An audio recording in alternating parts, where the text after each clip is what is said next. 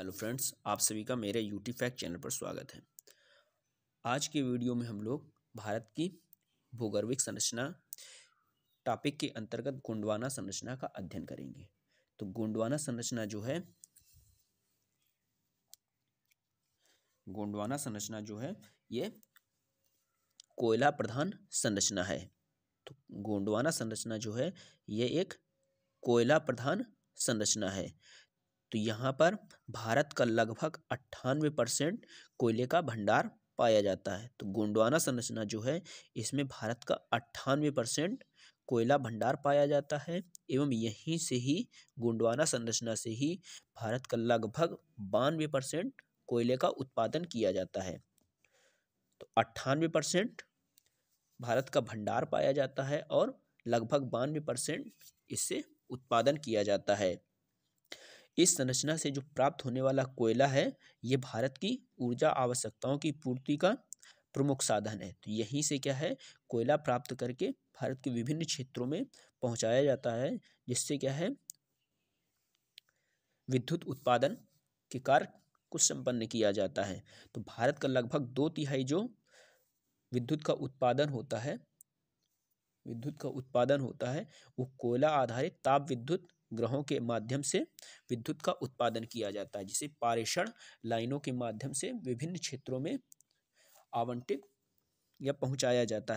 किया जाता है। तो इसका जो कोयला जो क्षेत्र है ये गोंडवाना कोयला क्षेत्र जो है ये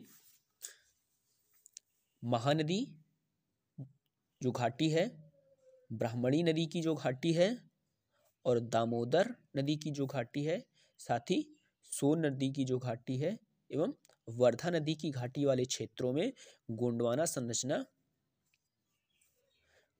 संरचना का प्रभाव देखने को मिलता है। तो गोंडवाना संरचना जो है ये कोयला प्रधान संरचना है। तो इसका इन क्षेत्रों में सर्वाधिक विस्तार देखने को मिलता है। तो कहाँ कहाँ देखने को मिलता है? महानदी वाली जो बेल्ट है, जैसे उड़ीसा क्षेत्र के अंतर्गत महानदी, ब्राह्मणी नदी, दामोदर हो गई ये पश्चिम बंगाल बेल्ट में, तो पश्चिम बंगाल, दामोदर, सोन हो गई मध्य प्रदेश और उत्तर प्रदेश का ये सोनभद्र जिला, सोन नदी, वर्धा हो गया महाराष्ट्र में नदी घाटी क्षेत्रों में गोंडवाना संरचना जो है इसका प्रभाव अधिक देखने को मिलता है। तो इसका जो विस्तारित राज्य हैं वो देख लेते हैं। तो पश्चिम बंगाल, उड़ीसा, झारखंड, छत्तीसगढ़, मध्य प्रदेश इत्यादि राज्यों में इस संरचना का प्रभाव देखने को मिलता है। साथ ही साथ जहाँ भी इस संरचना का प्रभाव देखने को मिलता है वो क्षेत्र ही कोयला से संपन्न क्षेत्र हैं। और अब देखते हैं हम लोग दक्कन ट्रैप संरचना के बारे में। तो जो दक्कन ट्रैप संरचना है यह प्रायद्वीपीय पठार की प्रमुख संरचना है, जिसकी उत्पत्ति क्रिटेशियस काल के अंत में ज्वालामुखी क्रिया द्वारा इस शैल संरचना की उत्पत्ति हुई है। तो हुआ क्या कि यहाँ पर क्या है मैग्मा के जमाव के कारण इस संरचना की उत्पत्ति हुई है, दक्कन ट्रैप संरचना की। तो यहाँ पर जो मैग्मा है समय समय पर उद्गारित हुआ है, तो जिससे क्या है कि ये जो मैग्मा का जमाव देखने को मिलता है ये परतों के रूप में हुआ है। तो परतों के रूप में होने के कारण ये जो संरचना है सीढ़ी नुमा संरचना के रूप में प्रतीत होती। जैसे इस संरचना को हटा लिया जाए ऊपर वाली को तो ये आवृत हो जाएगी, इसको हटा लिया जाए तो ये संरचना दिखने लगेगी, फिर इसके बाद ये संरचना दिखने लगेगी। तो ये क्या है एक परतदार संरचना के रूप में दक्कन ट्रैप संरचना का निर्माण हुआ है। ये क्या है सीढ़ी नुमा या सोपानाकार आकार में इसका जमाव देखने को मिलता है, जिसके कारण इस संरचना को ही ट्रैप कहा जाता है। जिन क्षेत्रों में क्या हुआ है मैग्मा का जमाव सतह के ऊपर हुआ है वहां निर्मित पठार को दक्कन लावा पठार कहा जाता है। तो जहां पर क्या है मैग्मा का जो जमाव है सतह के ऊपर आकर हुआ है तो उस संरचना को कहा जाता है दक्कन लावा पठार। तो इसका विस्तार जो दक्कन लावा पठार है, इसका विस्तार महाराष्ट्र, मध्य प्रदेश, गुजरात, तेलंगाना, आंध्र प्रदेश, कर्नाटक एवं तमिलनाडु राज्यों में देखने को मिलता है। लगभग पूरे प्रायद्वीपीय भारत में दक्कन ट्रैप संरचना का विस्तार देखने को मिलता है।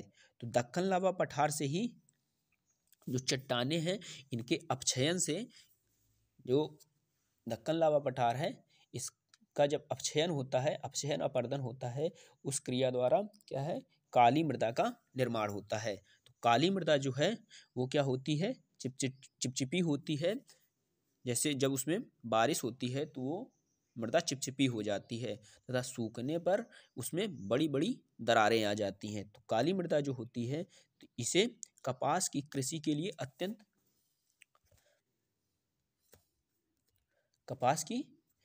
के लिए बहुत महत्वपूर्ण होती है, क्योंकि इसी मिट्टी में ही कपास की खेती की जाती है। तो जो काली मिट्टी है उसे कपास की मिट्टी या कपासी मिट्टी के नाम से भी जाना जाता है। तो इसमें कपास की कृषि की जाती है काली मिट्टी वाले क्षेत्र में। तो इसे ही, काली मिट्टी को ही रेगुर मृदा भी कहा जाता है। तो यहाँ काली मिट्टी वाले क्षेत्र में कपास की कृषि के कारण यहाँ पर सूती वस्त्र उद्योग का विकास हुआ है। तो जहाँ पर कपास का उत्पादन होगा तो वहीं पर कपास या सूती कॉटन मिल स्थापित की जाएंगी, जिससे वस्त्र उद्योग का यहाँ पर विकास होता है। इस संरचना में, ये जो संरचना है दक्कन ट्रैप संरचना, इसमें कई बहुमूल्य पत्थर भी प्राप्त किए जाते हैं। जैसे कई रत्न यहाँ पर मिलते हैं, जैसे जो अंगूठियों में नीले, पीले, काले पत्थर जो मिलते हैं, लगाए जाते हैं, तो वो इसी संरचना से ही प्राप्त किए जाते हैं। तो ये हो गया गोंडवाना संरचना और दक्कन ट्रैप संरचना के बारे में। तो नेक्स्ट वीडियो में हम लोग देखेंगे टर्सरी और क्वाटरनरी संरचना के बारे में। तो वीडियो अच्छा लगा हो, वीडियो को लाइक करें, कमेंट करें, शेयर करें और ज़्यादा से ज़्यादा दोस्तों के पास शेयर करें। थैंक यू, धन्यवाद।